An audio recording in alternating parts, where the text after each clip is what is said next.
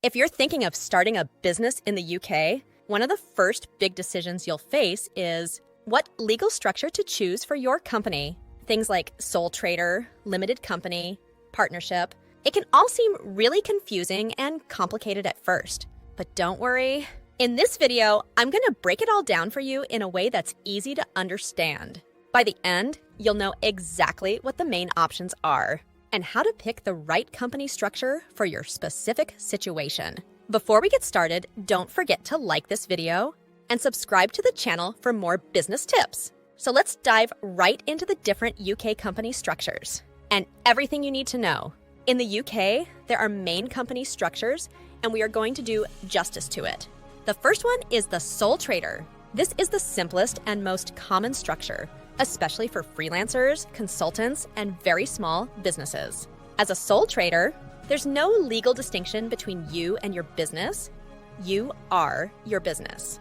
The big advantage is that it's cheap and easy to set up as a sole trader. But the downside is that you have unlimited personal liability for any debts or legal issues your business faces. And the second business structure is either ordinary partnerships or the limited liability partnership, LLP.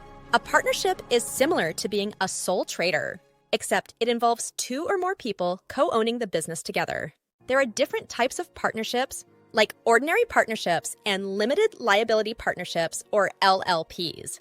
In an ordinary partnership, all partners have unlimited personal liability. An LLP is more complex, but allows partners to limit their personal liability. And the third one is the limited company. By far the most popular choice, a limited company creates a legally separate entity from its owners or shareholders. The company itself is liable for any business debts, not the owners or shareholders personally, whose liability is limited to what they invested. Running a limited company involves more admin and accounting, but limits personal risk. And the last business structure is the public limited company, PLC. A PLC is similar to a private limited company, except its shares can be traded publicly on a stock exchange. PLCs face much stricter regulations and requirements around accounting, auditing, and reporting. They are best suited for larger, established businesses looking to raise capital from public markets. So how do you decide which of these four main structures is right for your business? I really have you in mind. Let me give you a few checklists. So here are some of the key factors to keep in mind. The first one is the personal liability and risk appetite. This is probably the single biggest factor to consider. How much personal risk are you willing to take on with your business venture? Sole traders and partners in ordinary partnerships take on unlimited personal liability. With a limited company or LLP, your liability is limited or capped based on how much you invested. Be honest with yourself about your personal risk tolerance. If you can't afford to risk your personal assets like your home or savings, a limited liability structure may be best. But if you're young, without many assets, and have a high appetite for risk, you may be fine as a sole trader starting out. Another one is the plans for growth and raising capital. If you have big ambitions to rapidly grow your business and seek outside investment from venture capitalists or go public someday, a limited company structure will be much more suitable. It creates a separate legal entity and structure for investors to buy shares in. Most investors are very reluctant to invest in sole trader businesses because of the unlimited personal liability involved. Having a limited company signals you are serious about growth. Moving on is the tax implications.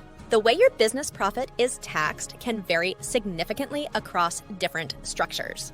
In general, sole traders pay income tax of up to 45% on all their profits. With a limited company, you pay a corporation tax of 19% on profits, and then income tax at up to 38.1% when taking dividends from the company. For smaller profit levels, sole traders may pay less overall tax, but limited companies are more tax efficient. If you want to retain profits in the business for growth, partnerships are taxed differently too. Make sure to consider the tax implications for your situation. Lastly, what about the admin and cost burden? Running a limited company or LLP comes with more administrative tasks, like annual accounts, company tax returns, audits, and public filing requirements. There are also stricter rules around record keeping and operating procedures. You'll likely need an accountant to handle taxes and accounts, which adds overhead costs compared to being a sole trader. Those extra costs may be worthwhile for some to limit liability. For others, running a very simple, low-risk business, the added admin and costs may not be justifiable. We've covered the key factors like personal liability, growth plans, tax implications, and admin burden. Ultimately, you'll need to weigh all of these different considerations for your specific situation and business before deciding on the right UK company structure. While the sole trader route is simple, many entrepreneurs opt for a limited company to limit personal risk as they grow. An LLP can also be a good middle ground option for professional services firms. But don't stress too much. You can actually change your company's legal structure down the road if needed, though there may be some costs and tax implications involved. The most important thing is to be intentional and think through the main factors when first getting started. If you're feeling overwhelmed, don't worry. We've got you covered. Check out the video description below for details on first formations. For just the state filing fee, they can handle all the paperwork and set up your limited company to register quickly and hassle-free. Definitely worth considering if you want to go the limited company route. There you have it, folks. A full rundown on the main UK company structures and how to pick the right one when starting your own business. I really can't emphasize enough how important this decision is, as it impacts everything from your personal liability and growth potential to admin burden and taxes. Don't just wing it. Take the time to carefully consider your options based on the specific factors we covered. Again, if you need help with the limited company formation process, be sure to check out First Formations using the link below. Their team of experts can take care of all the details. I really hope this guide provides some clarity about the different UK company structures. If you have any other questions, drop them in the comments section. And don't forget to like this video and subscribe to the channel. For more super helpful business content, thanks so much for watching, and best of luck on your entrepreneurial journey. I'll see you in the next video.